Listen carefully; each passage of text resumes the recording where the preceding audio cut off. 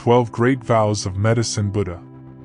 1. I vow that in a future life, when I attain the supreme enlightenment, my body will shine with dazzling light that will illumine measureless, countless, boundless worlds. My body will be adorned with the 32 heroic features and the 80 subsidiary characteristics, and I will enable all beings to become as I am. 2. I vow that in a future life, when I attain the supreme enlightenment, my body be as bright and clear as crystal, flawlessly pure, vastly radiant, majestic with merit and virtue, abiding at ease, adorned with blazing nets brighter than the sun and the moon. Beings dwelling in darkness will be illuminated, and will succeed in all their endeavors.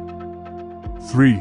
I vow that in a future life, when I attain the supreme enlightenment, I will, by means of limitless, unbounded wisdom and skill in means, enable all sentient beings to obtain an inexhaustible supply of material necessities so they are without the slightest want.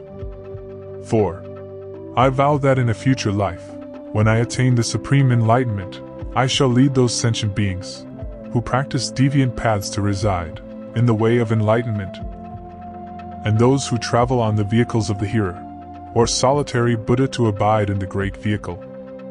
5.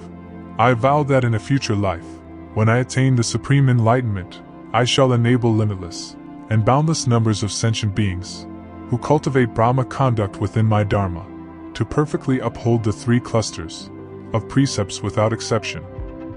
Should there be any violation, upon hearing my name, they will regain their purity and not fall into the evil destinies. 6. I vow that in a future life, when I attain the supreme enlightenment, if there are sentient beings whose bodies are inferior and whose faculties are imperfect, who are ugly, dull, blind, deaf, mute, deformed, paralyzed, hunchbacked, or afflicted with skin disease, insanity, or various other sickness and sufferings, upon hearing my name they shall all become endowed with upright features, keen intelligence, and perfect faculties, and they shall be free of sickness and suffering. 7. I vow that in a future life when I attain the supreme enlightenment, I shall cause sentient beings who are oppressed by many illnesses, and who are without aid, without a place to turn, without a doctor, without medicine, without relatives, and without a family, who are poverty-stricken and filled with suffering to be cured of their sicknesses upon having my name pass by their ear. So they are peaceful and happy in body and mind. They will have a family and relatives, and acquire an abundance of property and wealth, and even realize the supreme enlightenment. 8. I vow that in a future life, when I attain the supreme enlightenment, if there are women who give rise to a deep loathing for their female body and wish to renounce it because they are oppressed and disturbed by the myriad sufferings of being female, upon hearing my name, they will be able to turn form women into men who are replete with male features and ultimately realize the supreme enlightenment. 9. I vow that in a future life, when I attain the supreme enlightenment, I shall liberate sentient beings from the nets of demons and the bonds of external sections. If they have fallen into the dense forests of evil views, I shall lead them to have proper views, and to gradually cultivate the practices of bodhisattvas, so they will quickly realize the proper, equal, and supreme enlightenment.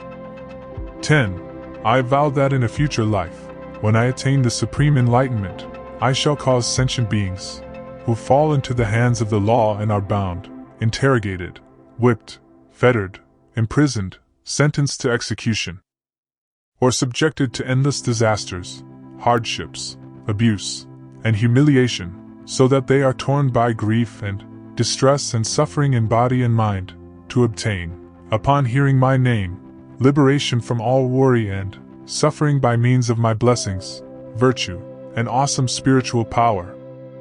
11.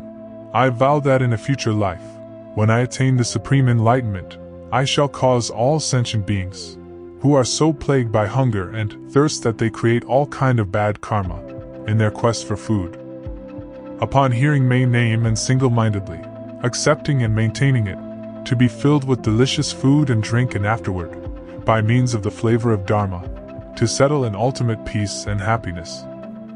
12. I vow that in a future life, when I attain the supreme enlightenment, if there are sentient beings who are poor and without clothes, so that day and night they are troubled by mosquitoes and flies, and by cold and heat, upon hearing my name and single-mindedly accepting and maintaining it, they shall obtain all kinds of fine and wonderful garments that accord with their tastes, as well as a variety of precious adornments, flower garlands, fragrant balms, and the enjoyments of music and various kinds of talents, so that all their hearts' delights will be fulfilled. To eliminate not only pain of diseases, but also help in overcoming the major inner sickness of attachment, hatred, jealousy, desire, greed, and ignorance.